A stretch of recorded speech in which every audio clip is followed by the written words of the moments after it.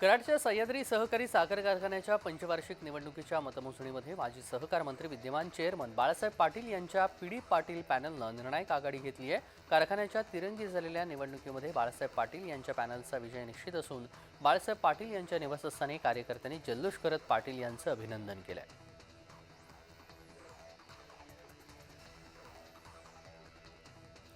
बाराखडी काढली नाही म्हणून विद्यार्थ्यांना 100 पेक्षा अधिक उठाबशा काढायला लावण्याचा प्रकार पालघरमधील आश्रमशाळेत घडलाय। शिक्षणानंतर एका विद्यार्थिनीची प्रकृती खालावली आणि शिक्षा करणाऱ्या शिक्षकांवर तातडीने कारवाई करण्याची मागणी पालकांसह सामाजिक कार्यकर्त्यांनी केली आहे। शिक्षकांवर कारवाई न केल्यास सामाजिक कार्यकर्त्यांकडून आंदोलनाचा इशारा देखील देण्यात आला आहे।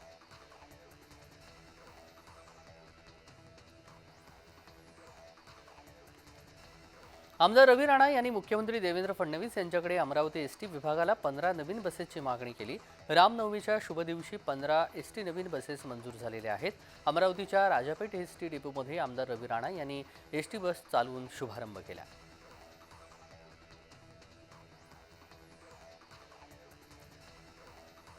अर्धापूर तालुक्यातील दाभड येथील शॉर्ट सर्किटमुळे शिवाजीराव टेकाळे यांच्या शेतातील गोठ्याला आग लागल्याची घटना घडली। या आगीमध्ये 2 बैलसह शेतातील अवजारे जळून लाखो रुपयांचं नुकसान झालंय।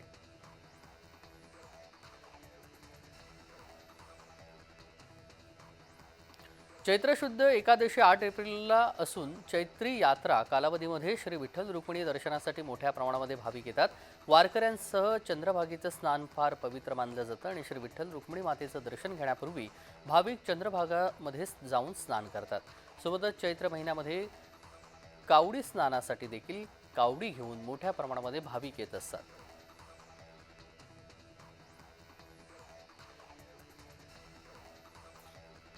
पुण्याच्या शेळके वस्तीमधून हरवलेली 8 वर्षाची चिमुरडी पोलिसांनी अवघ्या 2 तासामध्ये शोधली आहे। दिव्या कमलाकर मासाळे असं बेपत्ता झालेल्या मुलीचं नाव आहे। हरवलेल्या परिसरातील सर्व सीसीटीव्ही तपासल्यानंतर मुलीचा शोध लागला आहे।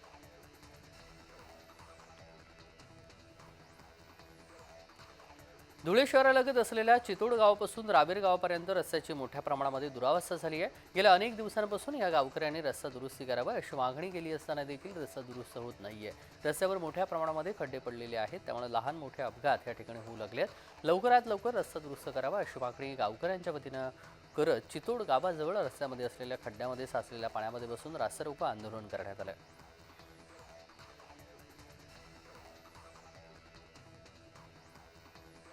फळांचा राजा समजला जाणाऱ्या आंब्याची आवक एपीएमसी फळ बाजारामध्ये मोठ्या प्रमाणामध्ये होण्यास सुरुवात झाली आहे। एपीएमसी फळ बाजारामध्ये राज्यभरातून 64,184 आंब्यांच्या पेट्या दाखल झाल्यात। परराज्यामधून 16,740 आंब्यांच्या पेट्या दाखल झाल्यात। एकूण 80,000च्या वर आंब्याच्या पेट्या या एपीएमसी फळ बाजारामध्ये दाखल झाल्यात। आंब्याचा दर 1200 रुपये ते 5,000 रुपये प्रति पेटी इतका घसरलेला पाहायला मिळतोय। आंबा आता सर्वसामान्य ग्राहकांना परवडेल या भावामध्ये मिळू लागलाय।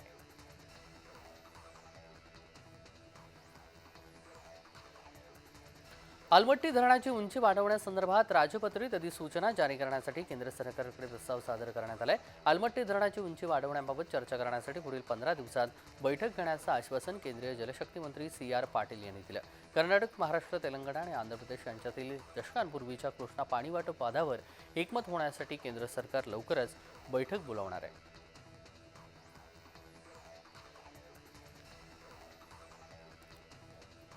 आदिवासी आश्रमशाळांचा कायापालट करण्यासाठी आदिवासी विकास मंत्री अशोक उईके यांच्या अध्यक्षतेखाली चिंतन बैठकीचं आयोजन करण्यात आलं होतं।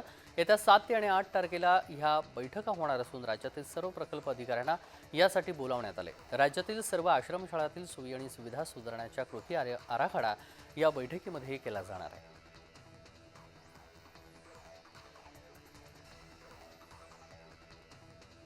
पुणे मुंबई यशवंतराव चव्हाण एक्सप्रेस वेवरती 2 व्हीलर चालवण्यास परवानगी नसताना ही दुचाकीवरून स्वतःसह आपल्या परिवाराचा जीव धोक्यात घालून एक्सप्रेस वेवरती सरास प्रवास करताना पाहायला मिळाले।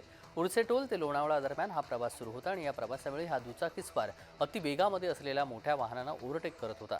महामार्ग पोलिसांची नजर चुकवून द्रुतगती महामार्गावरती हा प्रवास सुरू असल्याचं चित्र पाहायला मिळालं। समाज माध्यमांवरती हा व्हिडिओ व्हायरल झालाय।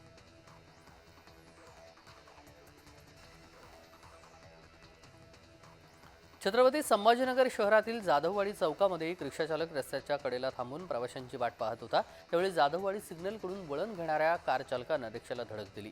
रिक्षाचालक संजय गायकवाड यांनी कार थांबवायला सांगितलं। त्यावेळी कारमध्ये असलेल्या खोक्यात गुन्हेगार सय्यद फैजल उर्फ तेजाज सय्यद ऐजाज याने रिक्षाचालकाला शिवेगाळ करत कोयत्यानं त्याच्यावर वार केलाय।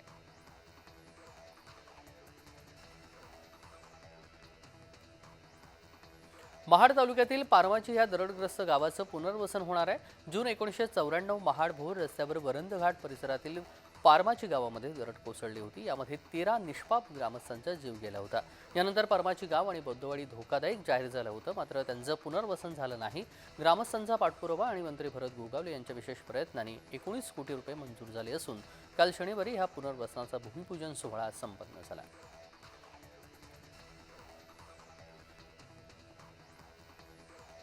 अवकाळीच्या आगमनानंतर रायगड जिल्ह्यातील महाड एसटी बस स्थानकामध्ये पाणी साचल्याचं पाहायला मिळालं। महाड एसटी स्थानकामध्ये रस्त्याच्या काँक्रिटीकरणाचं काम सुरू आहे। यामुळे उंच सखल भाग निर्माण झाला असून अवकाळी पावसानंतर बस स्थानकातील कंट्रोल केबिन समोर पाणी साचलेलं पाहायला मिळालं।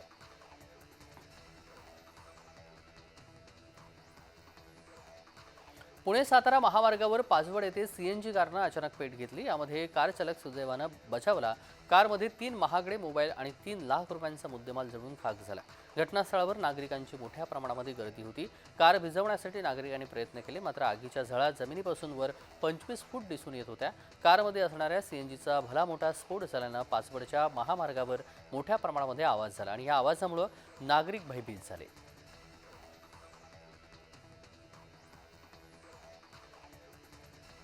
लातूर शहर महानगरपालिकेचे आयुक्त बाबासाहेब मनोहरे यांनी आपल्या शासकीय निवासस्थानी स्वतःजवळील रिव्हॉल्व्हरमधून स्वतःवर गोळी झाडून आत्महत्या करण्याचा प्रयत्न केल्याची धक्कादायक घटना घडली आहे। रात्री 12 वाजण्याच्या आपल्या शासकीय निवासस्थानी जेवण घेतल्यानंतर अचानक स्वतःवर त्यांनी गोळी झाडली। गोळी ही डोक्यामधून आरपार गेल्यानं त्यांची प्रकृती चिंताजनक असून त्यांच्यावर लातूरच्या खासगी रुग्णालयामध्ये उपचार सुरू आहे।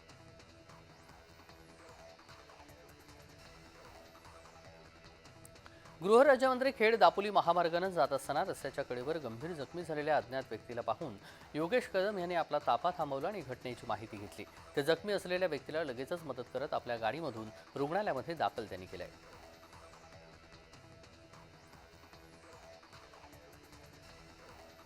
जे नक्षलवादी आहेत त्यांनी आत्मसमर्पण करून मुख्य प्रवाहामध्ये यावं। जे नाही करणार त्यांना सुरक्षा दलाशी सामना करावा लागेल। शस्त्राच्या बळावर आदिवासींचा विकास रोखू शकत नाही। तुम्ही शस्त्र टाका आणि मुख्य प्रवाहामध्ये या, असं आवाहन करत केंद्रीय गृहमंत्री अमित शहा यांनी पुढच्या चैत्र नवरात्रीपर्यंत बस्तरमधील लाल दहशत संपवून टाकू असा इशारा दिलाय। तुम्ही आमचेच आहात। जेव्हा कधी नक्षली मारले जातात तेव्हा कुणाला आनंद होत नाही, परंतु परिसराचा विकास करायचा आहे जो मागील 50 वर्षामध्ये झाला नाही। देशाचे पंतप्रधान नरेंद्र मोदी 5 वर्षामध्ये बस्तरला सर्व काही देतील असंही प्रतिपादन शहा यांनी केलं।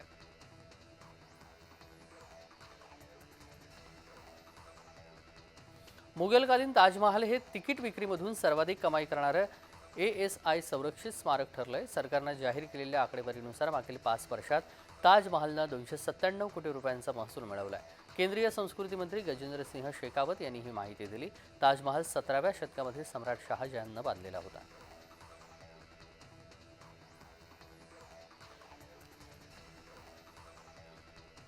हिंगोलीच्या वसमत तालुक्यातील गुंज येथील महिला मजूर नांदेडच्या आलेगाव शिवारामध्ये ट्रॅक्टर विहिरीमध्ये पडल्यानं 7 महिलांचा दुर्दैवी मृत्यू झाला होता। वसमत मतदारसंघाचे आमदार राजू नवघरे यांनी गुंज येथील पीडित कुटुंबाच्या वस्तीवर जाऊन त्यांची विचारपूस करून समस्या जाणून घेतल्यासोबतच नांदेड येथील खासगी रुग्णालयामध्ये उपचार सुरू असल्यास जखमीच्या खर्चाच्या उपचाराची सुद्धा जबाबदारी त्यांनी उचलली आहे। सोबतच कुटुंबाला वैयक्तिक सुद्धा आर्थिक मदत करणार असल्याचं त्यांनी सांगितलं।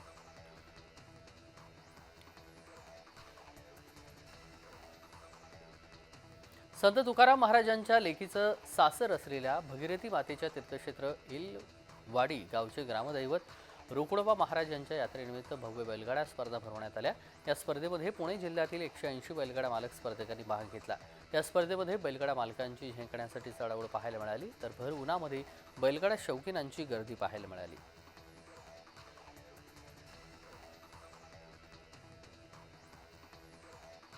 नागपूर शहरामध्ये झालेल्या हिंसाचारातील पीडितांना नुकसान भरपाई देण्यास सुरुवात झाली आहे। जिल्हा प्रशासनाकडून नुकसान झालेल्यांची थेट खात्यावर निधी दिला जातोय। हिंसाचारातील मृतक इरफान अन्सारी याच्या कुटुंबाला 5 लाखाची मदत देण्यात आली। घराच्या नुकसानीपोटी 20,000 आणि जाळण्यात आलेल्या 2 क्रेनसाठी 1 लाख सरकारकडून देण्यात आले।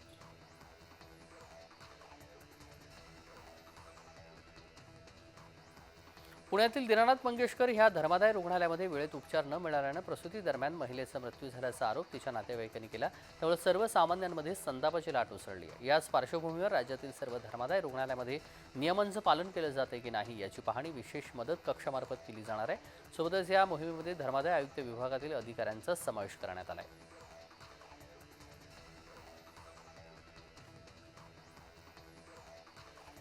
मल्याळम चित्रपट L2 एम्पुरानच्या निर्मात्यांपैकी एक असलेले गोकुलम गोपालन यांनी मालकी असलेल्या एक चिटफंड कंपनीमध्ये ईडीने छापेमारी केली आहे। या दरम्यान 1.5 कोटी रुपये रोख जप्त करण्यात आली आहे। परदेशी चलन नियमन कायद्यानं फेमा उल्लंघन केल्याप्रकरणी ही कारवाई करण्यात आली। कोझिकोड येथे या ठिकाणी तामिळनाडूमध्ये चेन्नईतील 2 ठिकाणी फंड फायनान्स कंपनीच्या निवासी आणि ठिकाणांवरती छापेमारी करण्यात आली।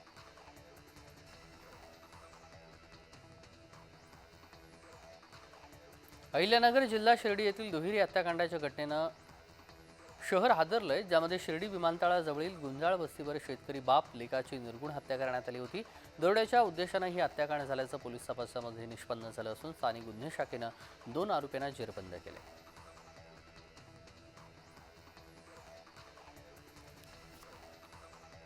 परदेशात राहणाऱ्या भारतीय नागरिकांवर जीवघेणे हल्ले आणि हत्या केल्याच्या घटना सातत्यानं घडत आहेत। अशीच एक घटना कॅनडामध्ये घडली असून एका व्यक्तीने केलेल्या हल्ल्यामध्ये भारतीय नागरिकाला जीव गमवावा लागलाय। ही घटना शनिवारी उठावा शहरानजीक घडली आणि या हत्या प्रकरणामध्ये पोलिसांनी एका संशयित व्यक्तीला ताब्यात घेतलं असून मयताच्या कुटुंबियांना सर्वतोपरी मदत केली जात आहे। भारतीय दूतावासाने याची माहिती दिली।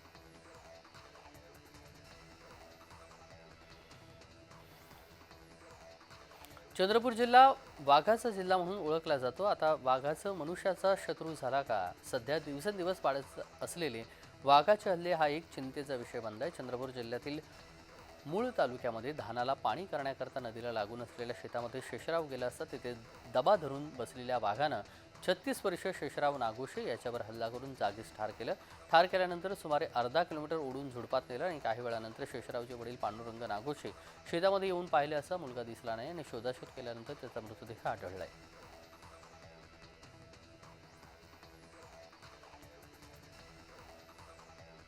अमरावती येथील हनुमान गडीवर भाजप नेत्या नवनीत राणा आणि आमदार रवी राणा यांच्या उपस्थितीमध्ये रामनवमी उत्सव मोठ्या उत्साहामध्ये साजरा करण्यात आला। यावेळी राणा दाम्पत्याच्या वतीनं श्रीरामाचा अभिषेक करत पूजा करण्यात आली। सोबतच रामाची आरती करत नवनीत राणा आणि रवी राणा यांनी श्रीराम नवमीच्या सर्वांना शुभेच्छा दिल्या।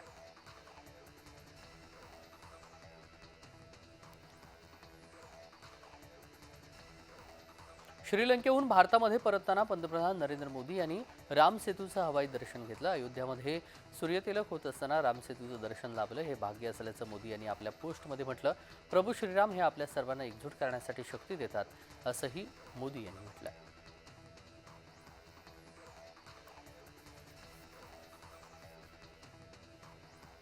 पुसद येथील श्री रामायण मंडळ द्वारा गेलेल्या 55 वर्षापासून गोस्वामी तुलसीदास द्वारा रचित अखंड रामायण पाठ करण्यात येतो। चैत्र महिन्याच्या रामनवमीच्या आदल्या दिवशी म्हणजेच अष्टमीला ह्या अखंड रामायण पाठास सुरुवात होते।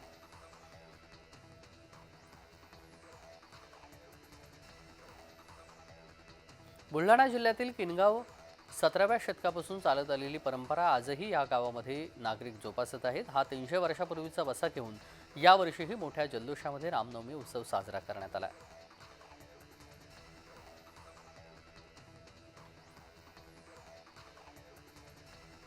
श्रीराम जन्मोत्सवानिमित्त बीड शहरातील श्रीराम भक्तांनी मोटारसायकल रॅलीचं आयोजन केलं होतं। शहरातील बार्शी नाका येथून या मोटारसायकल रॅलीला प्रारंभ झाला। दोंडीपुरा आंबेडकर नगर मार्गे मोटारसायकल रॅली छत्रपती शिवाजी महाराज चौक या भागामध्ये आली आणि मंदिर परिसरामध्ये मोटारसायकल रॅलीचा समारोप करण्यात आला।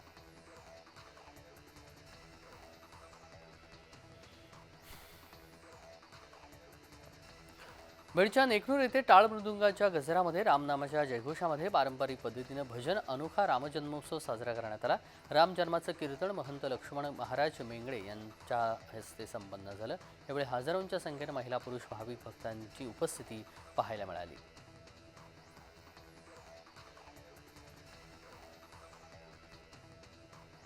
देशभरामध्ये श्रीराम जन्म सोहळा मोठ्या उत्साहामध्ये साजरा होत असतानाच तळ कोकणामध्ये सिंधुदुर्ग जिल्ह्यातील राम जन्म सोहळ्याचा उत्साह राम मंदिर आणि इतर मंदिरात देखील पाहायला मिळाला। कोकणात मुख्यत्वे मोठ्या प्रमाणामध्ये राम मंदिर आणि मारुती मंदिर आहे।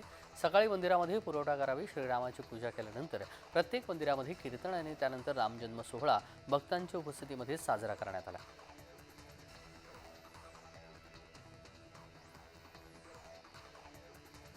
पंतप्रधान नरेंद्र मोदी आणि श्रीलंकेचे अध्यक्ष अनुरा कुमार दिसानायके यांनी संयुक्तपणे महो उमनाथ थाई रेल्वे मार्गासह महत्त्वाच्या रेल्वे पायाभूत सुविधांचं उद्घाटन केलं।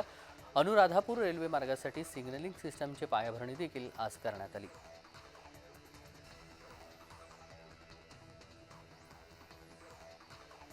रामनवमी निमित्तानं भरवण्यात आलेल्या चित्रप्रदर्शनामध्ये सिंधुदुर्ग जिल्ह्यातील ठाकर आदिवासी चित्रशैलीतील रामायण दाखवण्याचा प्रयत्न चित्रप्रदर्शनामधून करण्यात आला।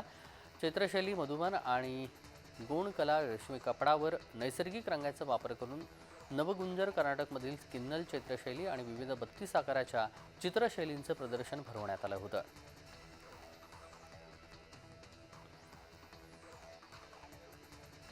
रामनवमीच्या निमित्तानं वाळू शिल्पकार रविराज चिपकर यांनी वेंगुर्ले तालुक्यातील आरवली सोनसुरे इथे प्रभू श्रीरामाचं वाळूशिल्प साकारलं।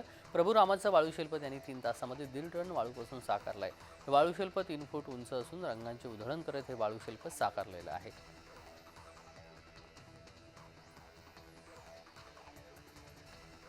श्रीरामनवमी निमित्तानं धुळे शहरातून श्रीरामनवमी उत्सव समितीच्या वतीनं बाईक रॅलीचं आयोजन करण्यात आलं होतं। शहरातील संतोषी माता चौकापासून या बाईक रॅलीची सुरुवात करण्यात आली असून शहराचे आमदार अनुप अग्रवाल, माजी केंद्रीय राज्यमंत्री डॉक्टर सुभाष भामरे यांच्या प्रमुख उपस्थितीमध्ये बाईक रॅलीला सुरुवात करण्यात आली। या बाईक रॅलीमध्ये महिला पारंपरिक वेशभूषा धारण करून मोठ्या संख्येनं सहभागी झाले होते।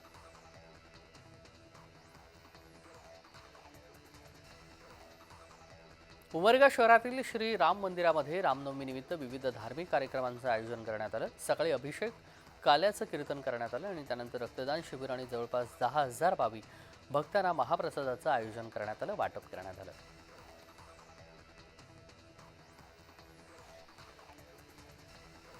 बुलढाणा जिल्हा चक्रवर्ती सम्राट अशोक यांच्या जयंतीनिमित्त विविध कार्यक्रम आयोजित करण्यात आले होते। बुलढाणा शहरामध्ये सार्वजनिक जयंती उत्सव समितीकडून सम्राट अशोक जयंतीनिमित्त आरोग्य शिबिर त्याचबरोबर रोजगार मेळाव्याचं आयोजन करण्यात आलं होतं, ज्यामध्ये शेकडोंच्या संख्येनं नागरिक सहभागी झाले होते।